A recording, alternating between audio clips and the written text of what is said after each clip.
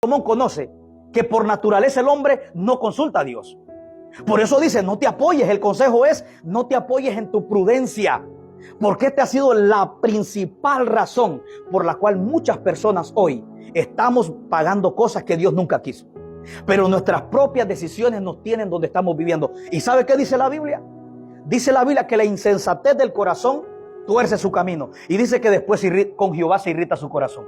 Hay personas que ellos mismos tomaron malas decisiones y pues dicen, Señor, ¿por qué me pasa esto? Esa decisión no la tomó Dios, la tomaste tú. Tú eres responsable de tus decisiones y más cuando no consultamos a Dios. Por eso es muy importante depender de Dios, amado hermano. Porque esta ha sido una de las razones que Israel, Dios tenía algo diferente para ellos. Pero ellos abandonaron a Dios, no querían a Dios. No querían consultar a Dios, no querían volver a depender de Dios, mis amados hermanos. Mire, la vida, mi amado hermano, la vida se trata de decisiones y de consecuencias. Todo lo que usted hace trae una consecuencia. Por ejemplo, si yo ahorita ando un poco de sueño, es una consecuencia de que no dormí bien en la noche. Si ando muy cansado, es consecuencia de que trabajé mucho. Si me estoy engordando, es consecuencia de que como mucho. O sea, todo es una consecuencia. Hermano, ¿y sabes qué es lo que pasa? Que la mayoría de nosotros no analizamos las decisiones que vamos a tomar. Mientras usted no ha tomado decisiones, todavía puede evitar las consecuencias. Porque si ya tomó las decisiones, las consecuencias ya no las puede evitar. Por eso el consejo de Salomón dice, ve, confía en Jehová, depende de Dios. Y el problema de Israel era que dijeron, no andaremos. Ellos ya no querían depender de Dios. Ellos se habían hecho dependientes de ellos mismos. Y Dios dice, como no me escucharon, los dejé, dice Dios, a la dureza de su corazón. Dice en sus propios consejos. ¿Saben qué caminaban ellos? En lo que ellos creían. ¿Y qué dice la Biblia? Jeremías 17:9. Porque engañoso es el corazón y perverso. Más que todas las cosas, más que cualquier cosa que tú tengas, tu corazón es engañoso. Tu corazón es perverso. Pero Dios dice, ¿quién lo conoce? Yo, Jehová, que descubriña en los pensamientos, los corazones y la intención del hombre. Por eso usted va a ver que hay personas que toman decisiones basadas en lo que ellos piensan. Porque tú estás tomando decisiones según la vista de tus ojos. Tú estás viendo el presente, pero Dios está viendo tu final. En el presente dice Proverbios 14:12 que hay caminos, dice que al hombre le parece al hombre. A ti te puede parecer bien la decisión que vas a tomar, pero Dios está viendo tu final. Y tú estás tomando la decisión y Dios dice, aquí te va a ir mal. Aquí hay un abismo que te va a destruir. Tú estás tomando decisiones porque aquí se ve bonito. La decisión se ve buena.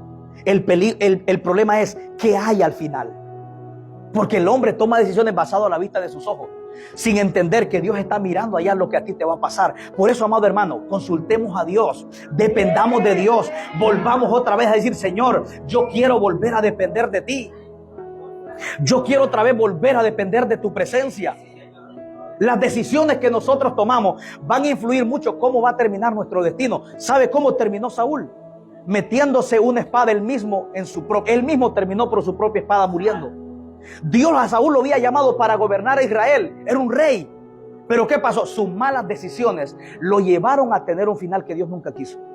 Probablemente nosotros vivamos o estemos viviendo decisiones que tomamos que Dios nunca quiso.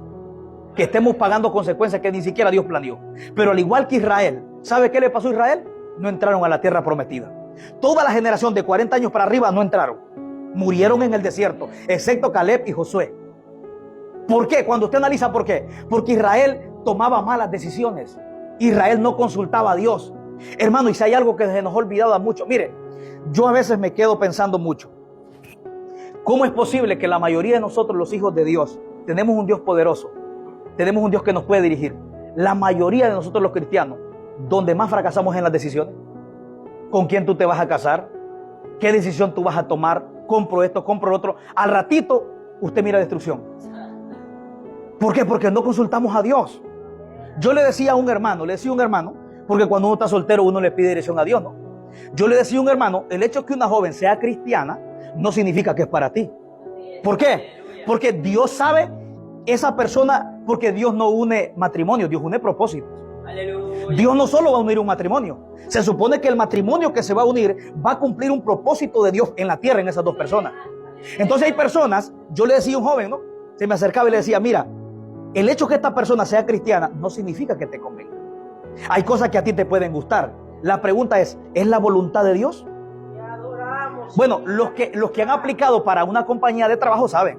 Usted primero manda la aplicación, usted quiere el trabajo, pero la compañía decide si se lo aprueban o no. Lo mismo es con Dios. A ti te puede gustar algo. La pregunta es, ¿aprueba Dios la decisión que tú vas a tomar? Son dos cosas muy diferentes. No todo lo que a ti te gusta, a Dios le agrada. Por eso usted va a ver que Cristo dijo, Señor, si es posible, pasa de mí esta copa. Pero el Padre dijo, no, tienes que morir. Hay cosas que tú te pueden agradar, pero no significa que sea la voluntad de Dios. Hermano, ¿por qué digo esto yo? Porque la mayoría de los cristianos fracasamos en muchas decisiones que tomamos. Hermano, necesitamos sabiduría. Sí, amén, gloria a Dios. Necesitamos sabiduría para tomar decisiones, amado hermano. Porque imagínense, una decisión que usted tome hoy le puede marcar toda su vida. Incluso hay hombres y hay mujeres el día de ahora que están pagando consecuencias de una mala decisión que tomaron hace 20 años. Y hay mucha gente que no mide las decisiones que van a tomar. Porque la decisión que tú tomas hoy va a crear un camino. Y tú vas a caminar según la decisión que tomaste. Si esa decisión fue conforme a la voluntad de Dios, te va a ir bien. Pero si la tomaste conforme a tu voluntad y no consultaste a Dios, te va a ir mal. Y al final decimos, Señor, ¿por qué? Es que no consultamos a Dios. Por eso Proverbios dice, ve, confía en Jehová, dice. No te apoyes en tu prudencia. Tienes dos opciones. Lo puedes hacer consultando a Dios o lo puedes hacer en tu prudencia. Pero en tu prudencia vas a fracasar. Pero si incluye a Dios en tus planes, Él te va a ayudar cuando tú no puedas. Por eso Él dice, encomienda a Jehová tu camino. Confía en Él y Él hará. O sea, Dios quiere que nosotros no fracasemos, amado hermano. Dios quiere que nosotros no tengamos el final que tuvo Israel, que murieron todos en el desierto. Escuche bien, la voluntad de Dios nunca fue que Israel muriera en el desierto. Pero las propias decisiones, su comportamiento los llevó a morir en el desierto. ¿Qué Dios le dijo a Moisés cuando se le apareció en Éxodo capítulo 3? Le dijo, te me he manifestado para que lleves a este pueblo a la tierra a la cual juré a Abraham, a Isaac y a Jacob. O sea, la voluntad de Dios era que este pueblo llegara a Canaán. Pero en el caminar el comportamiento del pueblo cambió. Dios cambió de plan, pero no de propósito. Nuestro comportamiento, escuche bien, puede llevar a que Dios cambie de plan en lo que te dijo. Dios no cambia de propósito, pero Dios sí puede cambiar de plan. ¿Cuál es la diferencia? Que yo le diga al hermano, yo me voy a ir en carro, pero voy a la Walmart. Yo le digo a él, pero ya no me voy a ir en carro, me voy a ir en bicicleta. Yo cambié de plan, pero mi propósito yo siempre voy a la Walmart. Así que Dios llevó a Israel a la tierra prometida, pero no a los primeros padres. Llevó a los de 20 años para abajo entraron. ¿Ve? Dios cambió de plan, no de propósito. Por eso nuestro comportamiento influye, que puede ser que Dios cambie para bien o para mal. Porque este pueblo hizo que Dios cambiara, pero Dios cambió de planes. Dios le dijo a Moisés, no, este pueblo aquí va a morir. ¿Por qué? Porque ellos han dicho, han murmurado, ojalá muriéramos en este desierto. Ojalá muriéramos aquí. Dios le dijo, dile que conforme han hablado, todos morirán de 20 años para arriba. Y los de 40 años, los de 20 años para abajo, esos son los que van a entrar a la tierra prometida. Hermano, nuestras decisiones nos pueden llevar a arruinar lo que Dios nos da. Por eso lo más importante es aquí caminar conforme a la voluntad de Dios. Decirle, Señor, yo quiero depender de ti. Yo quiero depender de ti. Mire, hace poco me escribía mucho un joven. A mí no sé por qué a mí me escriben los jóvenes, pero me decía, mira esto y esto, me quiero casar. Y yo le decía, mira, analiza con quién te vas a casar. Porque la persona con la cual tú te casas va a influir mucho en tu vida, ya sea para bien o para mal. Una persona que se casa contigo te va a influir, ya sea para bien o para mal. Entonces yo le decía a estos jóvenes, analiza, no solo te dejes llevar por lo que tu corazón dice, porque tu corazón es perverso, es engañoso. No se había dos personas, pues que usted lo mira bien enamorado, que usted lo mira que besitos, que le da flores y todo esto, pero al final todo donde estaba se fue, porque tu corazón te engaña. Tu corazón puede mostrar sentimientos y emociones que no son las que Dios tiene. Por eso el corazón es engañoso. Por eso hay personas, ¿qué pasa hoy con esta generación? Que cuando sienten un sentimiento por alguien, se dejan llevar más por el sentimiento sin aprobar la voluntad de Dios. Y al final el sentimiento se termina y dice, ve, ¿y qué pasó? Ahora divorciémonos. Es que te casaste por sentimiento. Pero que se casas por la voluntad de Dios. Cuando siente que el amor se está inflando, dice, Señor, dame amor. Y cuando me acuerda de Dios, vuelve. Y lo que Dios estabiliza no se termina. Hermano, necesitamos decirle, Señor, dirígenos en todas las decisiones que tomamos. Direcciónanos, Señor. Ayúdanos. ¿Por qué? Porque al final yo puedo darme cuenta que en la Biblia, principalmente Israel, vivió algo que Dios nunca quiso para ellos. Por eso Dios le dice a Israel por medio de Jeremías, dile que se vuelvan a la senda antigua. Dile que vuelvan otra vez Dile que vuelvan otra vez a mí. Dile que se vuelvan. Dile que vuelvan otra vez. ¿Sabe qué pasaba? Este pueblo, dice Isaías capítulo 1, dice que iban al templo, ofrecían sacrificios, pero Dios le dice a Israel, yo estoy cansado de los sacrificios. Dice, porque sus manos están contaminadas de sangre. Dios dice, cuando vengan a orar al templo, yo no los voy a escuchar. Dios dice, vengan luego y estemos a cuenta.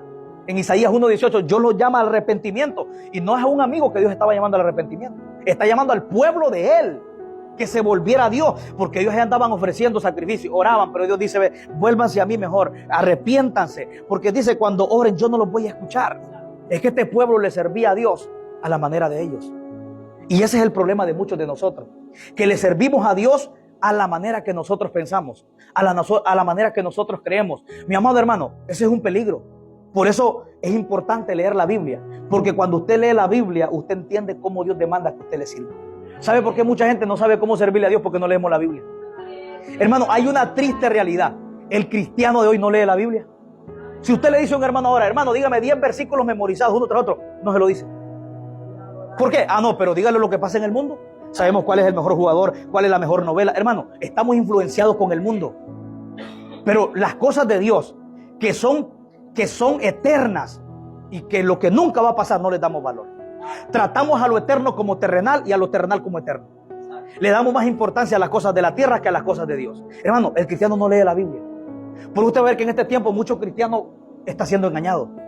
Porque el cristiano que no lee la Biblia es presa fácil del diablo. Cualquiera lo engaña porque no tiene discernimiento, no tiene madurez, no tiene sabiduría, no tiene conocimiento. Un cristiano que no lee la Biblia es un cristiano fracasado, amado hermano. Por eso Dios nos llama a que volvamos a la senda antigua. Volver a la senda antigua es volver otra vez a la Escritura, volver a leer la Biblia, a sacar tiempo para orar. El peligro que estamos teniendo ahora, amado hermano, es que la iglesia no lee la Biblia. Mire, pocos cristianos, analicemos esto. ¿Cuándo fue la última vez que usted se acostó a las 2 de la mañana leyendo la Biblia? Que no fue vigilia en la iglesia. Que nadie le dijo que usted dijo, Señor, hoy siento el deseo de leer la Biblia hasta las 2 de la mañana y acostarme. ¿Cuándo fue la última vez que lo hizo? ¿Cuándo fue la última vez que lo hicimos? Y decimos que amamos a Dios. Hermano, el amor se demuestra con hechos, no con palabras. ¿Qué dice la Biblia? Amados, dice Juan, no amemos de palabra ni de lengua, sino de hecho y en verdad.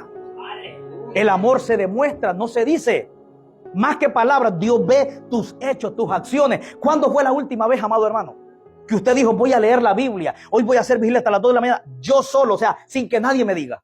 Sin que me diga el pastor, sin que haya vigilia en la iglesia. Hermano, si hay personas que leemos la Biblia, gracias a Dios que venimos a la iglesia. Si hay personas que no viniéramos a la iglesia, no leemos ni la Biblia, ni siquiera oráramos. Hay personas que aquí vienen a orar. Escuche bien, ¿qué pasaría si se despertara una persecución, que las iglesias se cerraran y no hubieran culto? Hay cristianos que se mueren espiritualmente, porque hay cristianos que dependen de un servicio 3 días a la semana, y si no hubiera un servicio se mueren espiritualmente. Hay personas que si no hubiera culto, a un mes, mire, un cristiano que no ora ni lee la Biblia, dele un mes para que ande descarriado. Dele un mes. Un cristiano, escuche bien, que cerraran todas las iglesias y que no se pudiera congregar uno aquí en esta iglesia. Y un cristiano que todo el tiempo estuvo dependiendo del sermón de cada servicio, dele un mes a los días que anda en el mundo. Porque son cristianos que no tienen un fundamento, no leen la Biblia, no oran, no tienen una intimidad con Dios, amado hermano. Y de esto es lo que está careciendo la iglesia a nivel general. Religiones hay muchas, apariencias hay muchas, miles de iglesias están abiertas. Pero ¿qué hay de mi relación con Dios después de que salgo de la iglesia? ¿Qué hay de qué? Mire, si nosotros solo venimos a orar aquí, a leer la Biblia aquí, hemos caído en una práctica religiosa. La Biblia debemos de leerla en todo tiempo. Debemos de estar fundamentados en la roca, en la palabra de Dios. Aleluya. Fundamentémonos en la palabra, mi amado hermano. La Biblia dice, amén, gloria a Dios. Dios le dijo a Josué, medita en mi palabra de día y de noche. Medita la palabra. Hermano, necesitamos analizar como Dios le dijo a Jeremías. Dile a este pueblo que se detenga. Dile a este pueblo que miren, que pregunten. Este pueblo andaba ciego. Le dice, dile que miren bien. Dile que pregunten. Dile que se detengan. Y dile que caminen por la senda antigua y van a hallar descanso para sus almas. Pero ¿sabe qué dijo el pueblo? No andaremos. El problema de la gente hoy que prefiere mejor satisfacer su carne aunque su alma esté muerta espiritualmente. Este pueblo, Dios le dice, dile que si andan por mis caminos, nuevamente van a tener descanso del alma. El descanso del alma no te lo da el mundo. El descanso del alma no te lo da el dinero. El descanso del alma solamente lo da la presencia de Dios. Por eso Cristo Cristo dijo, Cristo dijo en Mateo 11:28, dijo, vengan a mí todos los que están trabajados y los que están cargados, y yo os haré descansar. En otras palabras, Israel había dejado a Cristo, porque Cristo es el camino. Cristo, amén, es aquel que nos da descanso. Por eso Él dijo, y van a hallar descanso para vuestras almas. Les voy a decir algo, el descanso del alma no se lo puede dar el mundo. ¿Sabes quién es el único que da el descanso del alma? Es Cristo. Un médico no le puede dar descanso en el alma. Amén, el psicólogo no le puede dar descanso en el alma.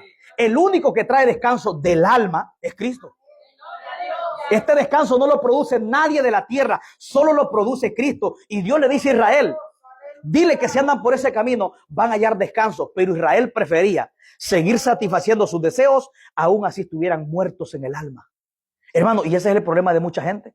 Usted sabía que hay gente que mejor prefiere satisfacer su carne, aunque su alma esté muerta, pero no volver al camino de Dios.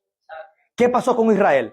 Dice en Números capítulo 14 que en el desierto se sentaban y decían, nos recordamos cuando comíamos carne en Egipto. Nos recordamos cuando nos comíamos aquellas joyas, los melones, que nos comíamos todo aquello. Dice la Biblia que se sentaban, decía, y dice la Biblia, designemos un capitán, decía, vámonos otra vez para Egipto. Mire cómo era Israel. Porque Israel, Dios mostrándole sus maravillas, Israel no valoraba lo que Dios hacía. ¿Sabe por qué? Porque cuando una persona no ha nacido de nuevo y no ha renovado su mente, lo que Dios hace no lo valora. Le da más valor a las cosas del mundo y no lo que Dios está haciendo en su vida. Para muchas personas, en un dado momento, le dan más valor a los deseos que satisfacían en el mundo que estar aquí en la casa de Dios escuchando la palabra, que estar aquí, amén, en la presencia de Dios. Dice, ay, que toda la iglesia es aburrida. Ay, me acuerdo cuando andaba en el mundo. Estamos valorando más las cosas del mundo. Y eso era lo que hacía Israel. Israel, dice la Biblia, que decían, nos recordábamos de Egipto.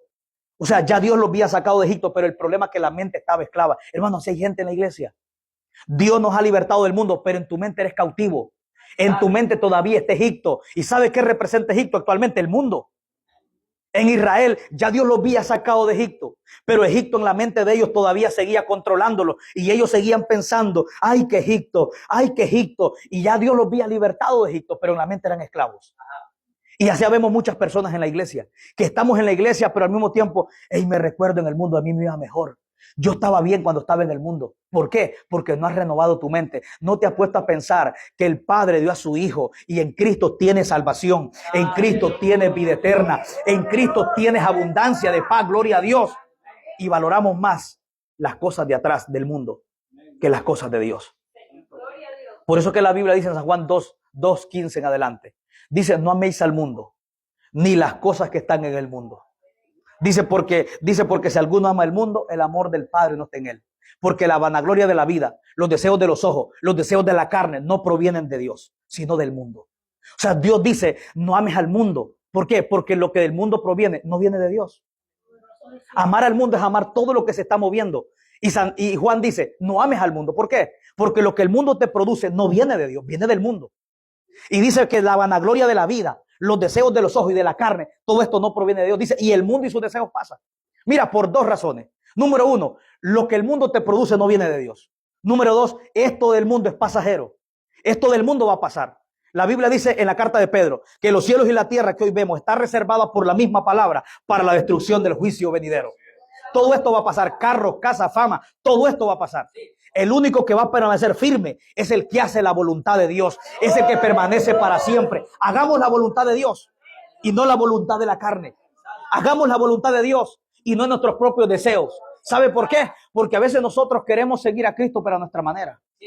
Y hay condiciones para seguir a Cristo. Cristo le dijo a la multitud, si alguno quiere venir en pos de mí, tome su cruz y niéguese a sí mismo. O sea, hay que negarse. El evangelio es de negación. Un evangelio sin cruz no es un verdadero evangelio. El verdadero evangelio es un evangelio que te deja marca. A Cristo tenía las marcas en las manos y las marcas en la otra y las marcas en los pies, marcas en los costados. El evangelio es un evangelio de cruz. Amén. Y no es una cruz de madera, es una cruz de sufrimiento, de dolor, de menosprecio, de negación a tu carne, de negación al mundo, de negación a tus deseos, de negación a ti mismo, incluso amar a Dios más que a tu propia vida. Usted sabe, cuando Cristo vino a la tierra, dice la Biblia que grandes multitudes le seguían. En el libro de Lucas capítulo 14 dice la Biblia que viendo Cristo las multitudes que le seguían, dice que en un dado momento se detuvo y se regresó y les dijo, miren, si ustedes me quieren seguir, tienen que saber algo. Tienen que amarme más que a su papá, más que a su mamá, más que a su hermano, más que a su hermana, más que a sus hijos. Ustedes, le dijo Cristo, no pueden seguirme a menos que no estén dispuestos a dar aún su vida por mí. Hay condiciones. ¿Sabe por qué Cristo se detuvo? Porque Cristo conoce la intención con la que tú le estás siguiendo. Aleluya. Por eso a Cristo no le sorprenden las multitudes. Porque Él va viendo tu intención, por qué tú le estás siguiendo. No mira muchas iglesias hoy. Las iglesias pueden estar llenas, pero Dios está viendo la intención. A Dios la multitud no lo mueve. De hecho, Cristo dijo, no temáis manada pequeña. No dijo, no tengan miedo manada grandísima. Él dijo, no temáis manada pequeña. ¿Por qué? Porque Él dijo, son pocos los que andan por la puerta, los que entran por la puerta angosta. Son pocos los que van por el camino angosto. Él dijo, no temáis manada pequeña. Por eso, aquel hombre que dice la Biblia que Cristo entró a la ciudad de Jerusalén y le dijo uno, Señor, le dijo, son pocos los que se salvan. Porque aquel hombre miraba que la multitud que andaba detrás de él ya lo había abandonado. Y Cristo le dijo, esfuércese a entrar por la puerta angosta. Hermano, Dios ve la intención con la cual nosotros le seguimos. Y Cristo, al mirar que esta gran multitud le seguía, Cristo se vio obligado a hablarles las reglas y las condiciones que había para seguirlo. Cristo le dijo, si ustedes me siguen, tienen que saber algo. Tienen que amarme más que cualquier cosa, más que ustedes mismos. ¿Saben por qué? Porque ellos andaban en busca de los panes. Porque después de que Cristo hizo el milagro de los panes y de los peces, en San Juan capítulo 6, más multitudes lo seguían. Así que Cristo sabía que esta multitud lo seguía, pero traía un enfoque incorrecto. Ellos no amaban a Cristo. ¿Sabe qué andaban buscando ellos? Llenarse el vientre, llenarse la barriga. Por eso Cristo dijo, esto me están siguiendo porque les di comida. Y el enfoque de ellos es los panes, es los peces, pero no me vienen siguiendo a mí. No es porque quieren salvarse, es por los beneficios que yo les quiero dar. Y Cristo le dijo, miren, aquí tienen que saber algo. Si me van a seguir, síganme, pero tienen que negarse a ustedes mismos. ¿Y sabe qué dice la Biblia? En el libro de Mateo capítulo 10, versículo 38, Cristo dijo, si alguno me sigue y no toma su cruz, dijo, no es digno de mí, ni puede ser mi discípulo. ¿Sabe qué Dios me habló el otro día? Dios me dijo, hay mucha gente que me está siguiendo, pero no significa que se están negando. Hay personas que podemos estar viniendo todos los días a la iglesia, pero no significa que somos dignos de Cristo y somos discípulos de Cristo. Cristo dijo, todo aquel que me sigue, mire lo que dijo, si alguno me sigue y no toma su cruz, no es digno de mí. ¿Qué está diciendo Cristo? Que hay gente que lo está siguiendo, hay gente que lee la Biblia, viene a la iglesia, se congrega, canta, pero hay un problema, no se está negando a sus deseos. ¿Sabe cuál es el problema más grande de la iglesia? Que la iglesia no quiere vivir para Dios. La iglesia sí quiere servirle a Dios, pero seguir viviendo para ellos. Es que ese es el problema. Yo quiero ir a la iglesia, quiero cantar, voy a la iglesia, escucho un sermón, pero cuando vengo sigo viviendo para mí en la casa. Sigo viviendo para mi carne, satisfago la carne, satisfago los ojos, la vanagloria de la vida y alimento mi carne y no estoy viviendo para Cristo. Estoy viviendo para mí. Por eso esta palabra a mí me puso a pensar, porque Cristo me decía, hay gente que me sigue, pero esa no es señal de que usted es discípulo, de que usted es digno de Cristo. Porque Cristo dijo, si alguno me sigue, dijo. O sea, tú tienes la posibilidad de estar siguiendo a Cristo. Bueno, la multitud lo seguía. Analice, dice la Biblia, grandes multitudes le seguían. Pero ¿qué dice la Biblia? ¿Por qué seguían a Cristo? Por los panes y por los peces. Y cuando Cristo les dijo, cuando Cristo les puso las condiciones claras, en el libro de San Juan capítulo 6, dice la Biblia, y muchos, dice, volvieron atrás. Y desde entonces, dice, ya no andaban con él. ¿Por qué? Porque cuando Cristo les dijo, miren, hay condiciones para seguirme. Trabajen por la comida eterna, no por la comida que perece. Dice la Biblia, y desde entonces, dice, muchos volvieron atrás. ¿Y sabe qué dice? Y ya no andaban con él. ¿Sabe cuál es el problema de la iglesia en este tiempo? La iglesia no tiene problema con decirle Jesús te ama, con decirle Dios tiene un propósito contigo, con decirle Él te va a salvar. ¿Sabe dónde está el problema de la gente? Cuando le dice, niégate. Ya la gente dice, no, pues aquí está difícil, porque Dios me está diciendo que me niega a mi deseo, a la novela, a la carne, a los deseos del mundo. No, pues mejor te dejo. Es que a la multitud ya no le gustó. Ese es el problema de la gente. La gente quiere un evangelio, pero sin negación a ellos mismos. La gente quiere servirle a Dios, sí. La gente no tiene problema con venir a una iglesia. No tiene problema ni siquiera con escuchar un sermón. ¿Sabe dónde está el problema de la gente? No quiere negarse. La gente después de que sale de la iglesia quiere vivir para ellos, ir a alimentar otra vez la carne, volver a satisfacer su carne al pecado. Y así cualquiera, así es fácil. Pero Cristo dijo, Toma tu cruz. Tomar la cruz es negación. Negación a tu carne principalmente. Negación al mundo. Negación a tu yo, que ya no vives para ti, vives para Dios. Por eso es que esta multitud se regresaron. Porque Cristo miraba a las grandes multitudes, pero es que a mí me gusta Cristo, porque Cristo, las multitudes, iglesias llenas, eso no le llama la atención a él, porque él se va al corazón, dice, déjame ver quién de verdad me sigue porque me ama. Oh, no, este me sigue, Pancho, Iván, aquí me sigue, este quiere pesa, aquel quiere que le dé un carro, una casa. No, dice Dios. Hermano, la Biblia dice, por eso dice la Biblia que Cristo conocía a todos los hombres. Y dice que no había necesidad que nadie le dijera, yo soy así, porque él conocía el corazón del hombre. Cuando yo me le acercaba a Cristo, ya Cristo decía, este viene por panes, porque Cristo te conoce. Las multitudes no llaman la atención de Cristo. Que tú le digas alabes a Dios, eso tampoco llama si no hay una buena intención. ¿Qué dice Isaías 29:13? Este pueblo, dice Dios, acerca a mí con sus labios y con su boca me honra, pero su corazón, ¿ve? Está lejos de mí. Es que la apariencia se ve bonita, pero a Dios no lo mueve la apariencia. Dios se va a tu corazón, dice, déjame ver. Y Cristo cuando miró a esta multitud, él iba caminando y dijo, espérate. Esta gente dijo, tengo que hablarles la verdad. Prefiero mejor que me siga uno, pero que sepa cuál es la condición, no que vaya a morir engañado. Hermano, Cristo mejor prefiere decirnos la verdad hoy y no que tú te vayas a perder engañado creyendo que vas para el cielo y al final vamos para el infierno. Por eso Cristo se detuvo. Cristo no cayó en sentimiento diciendo, ay, pobrecita la multitud, mira el esfuerzo que andan haciendo, que andan detrás de mí. No dijo, no, yo tengo que decirles la verdad. Si después de que le digo la verdad me deciden seguir, pero ya saben las condiciones.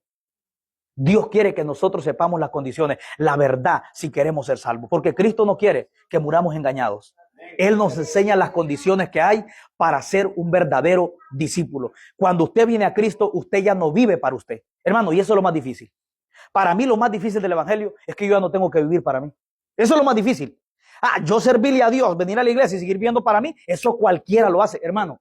Y Dios me hablaba, hay miles y miles de personas siguiendo a Dios, sirviéndole a Dios, pero viviendo para ellos y no para Cristo. Por eso hay mucha gente que se va a perder.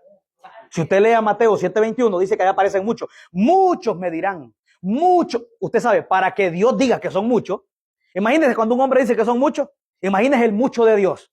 Cuando Dios dice que son muchos, son muchos. Muchos me dirán, Señor, mucho esto y lo otro, y no los conozco. Apártese de mí, hacedor de maldad. Ve, hacían maldad. No se negaban a ellos mismos, pero sí le estaban siguiendo.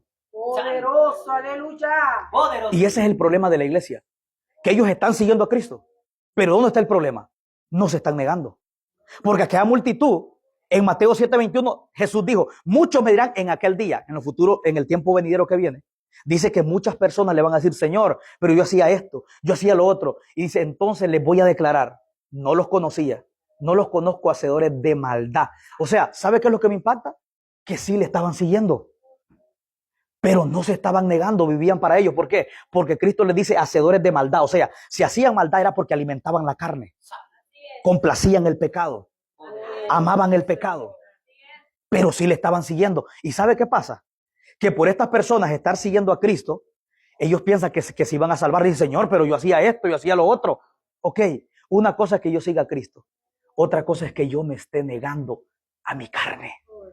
Por eso Pablo dijo en Gálatas 2:20, con Cristo dijo, estoy juntamente crucificado.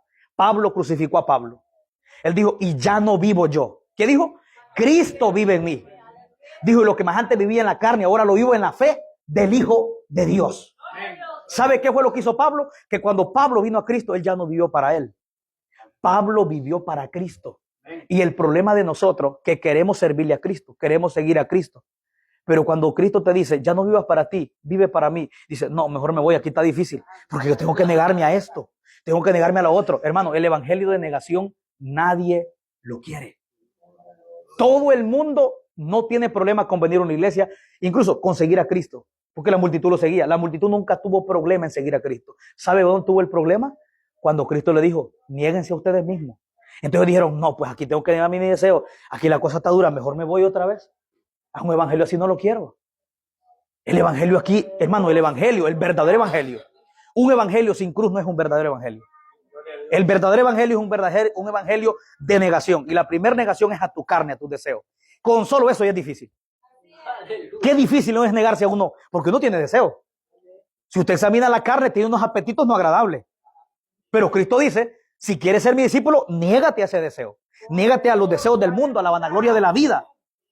Y dice, toma tu cruz, dice, y sígueme. Y ahí está el problema. Que nadie quiere seguir a Cristo porque no nos queremos negar. Por eso usted va a ver que hoy las iglesias están llenas en muchos lugares. No todos, pero la mayoría de las iglesias hoy le están siguiendo a Cristo, pero no hay una negación.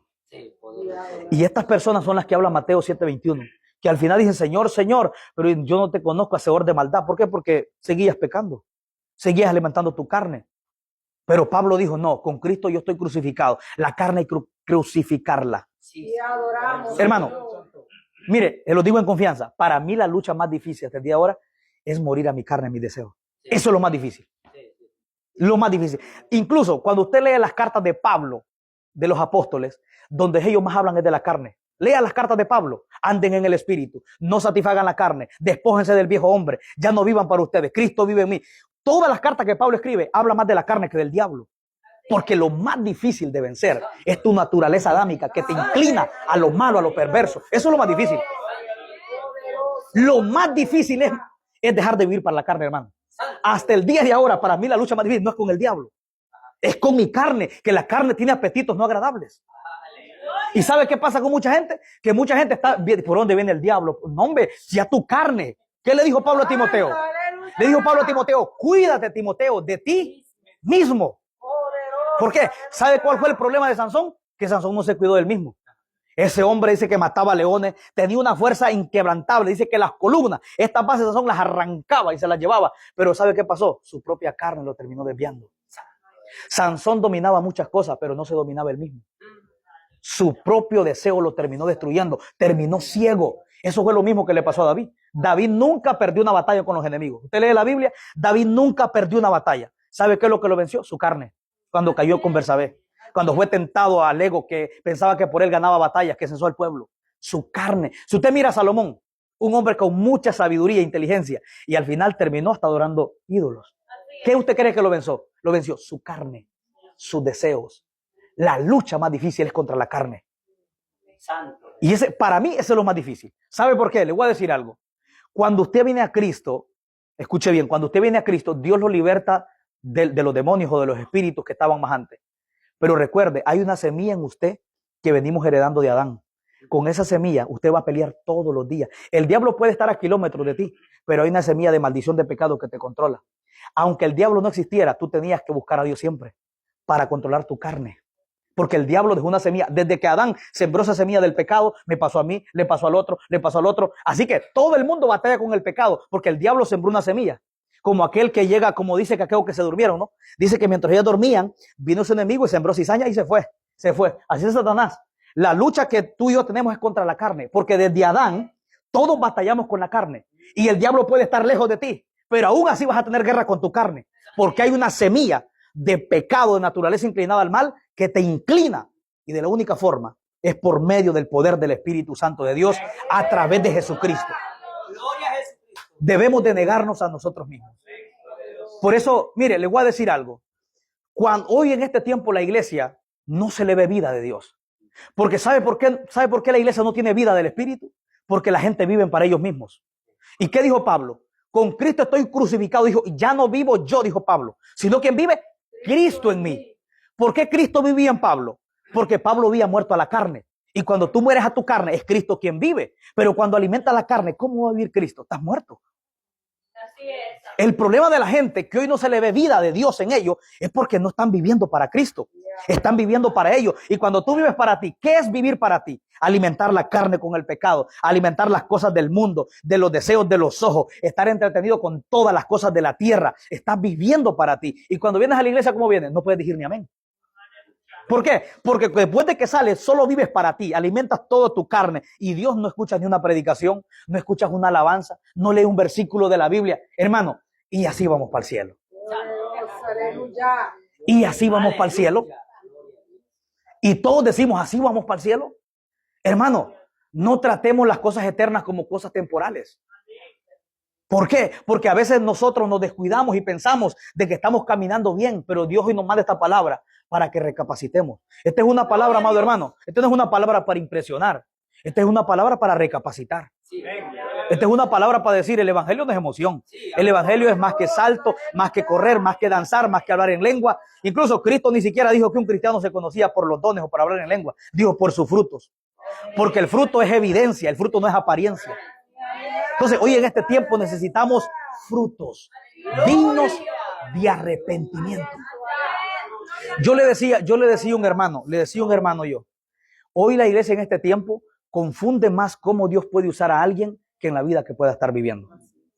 Porque hay gente que pone en más alto valor cómo Dios me usa y no en los frutos que esa persona pueda tener. Y Cristo no dijo que un discípulo se conocía por cómo era usado, sino por los frutos. Entonces hay gente que hace más grande cómo Dios puede usar a alguien y no cómo pueda estar viviendo. Si está viviendo en santidad, en los secretos, si está viviendo consagrado. Hermano, apariencia hay mucha, pero al final allá se descubre, dice, hacedor de maldad, le dice Cristo. Se cayó la apariencia. Se cayó el mostrar algo que no soy en público. Se muestra algo que soy en secreto, pero en público yo soy otra cosa. O en secreto soy otra cosa. Volvamos otra vez, mi amado hermano. Volvamos otra vez de Dios a depender de Él. Dios le dice, vuelvan a la senda antigua. O sea, este pueblo ya se había desviado. Y este es el problema de que este pueblo se comenzó a alejar tanto de Dios que ya ni cuenta se había dado, que ya no estaban caminando en el camino correcto. Pero eso no fue el problema. El problema fue que ya no se detenía. Dios le dice, detente, y ellos no se detenían. Y Dios le dice, miren bien por dónde andan. Ya no se detenía. ¿Por qué? Porque ya no querían escuchar a Dios. Hermano, volvamos otra vez al camino de la verdad. Mire, yo a todo el cristiano le recomiendo, leamos la Biblia, hermano. Los tiempos que estamos viviendo son tiempos muy peligrosos. La Biblia habla, escuche bien, de los falsos maestros y falsos profetas. Judas habla de los maestros o de las personas que van a entrar encubiertamente, como dice Cristo, vestido de oveja. Va, y ahorita pienso yo que me veo bien, va. Pero dice que vestido de oveja, pero dice, pero por dentro son lobos rapaces. ¿Ve? Entonces, una iglesia que no lee la Biblia, que no tiene una relación con Dios, ¿cómo puede discernir un falso maestro, un falso profeta si no ora? Si no lee la Biblia. ¿Cómo usted puede identificar cuando un falso profeta llegó a su iglesia? Imagine que yo fuera un falso profeta y usted no tiene discernimiento.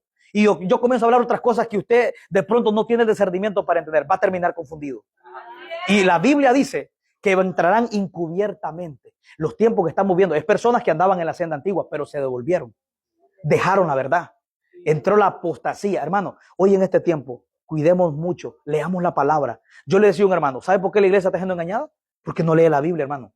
La iglesia no lee. Mira, a mí aunque los cristianos, no digamos todo, yo leo mentira, los cristianos no leen la Biblia. Solo se conforman con lo que escuchan. Pero ¿cuántas veces ha abierto la Biblia y usted dice, espérate, déjame leer lo que el hermano estaba diciendo o lo que el pastor dijo? ¿Cuánto fue la última vez que te acostaste a las 2 de la mañana leyendo la Biblia?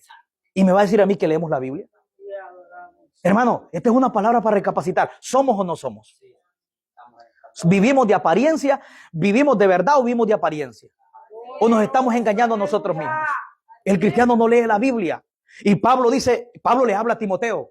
En 1 Timoteo capítulo 4 le dice, pero el Espíritu dice claramente que en los últimos tiempos, algunos dice apostatarán de la fe. ¿Qué es un apóstata? Algo que estuvo en la verdad y ahora anda en la falsedad.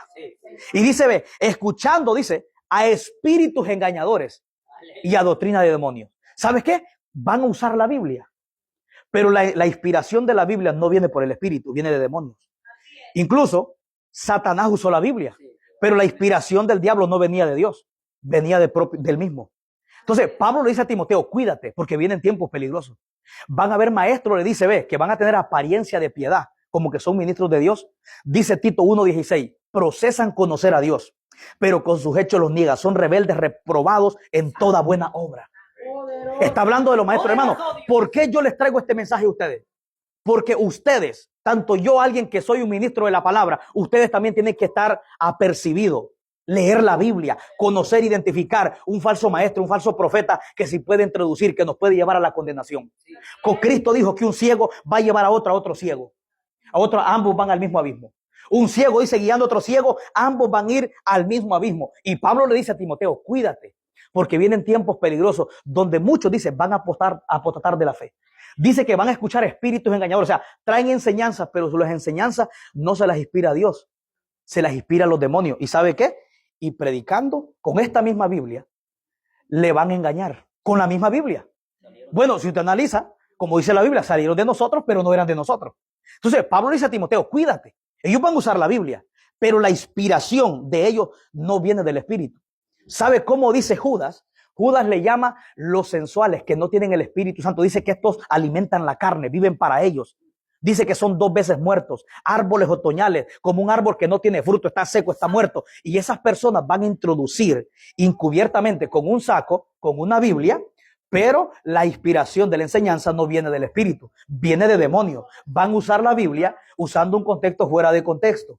Amén, como hizo Satanás, usando la Biblia, amén, a su conveniencia. Por eso que le dijo, porque Satanás es astuto, dijo, como este me está saliendo que está escrito, yo también le voy a usar la misma Biblia y lo voy a hacer caer con la misma Biblia.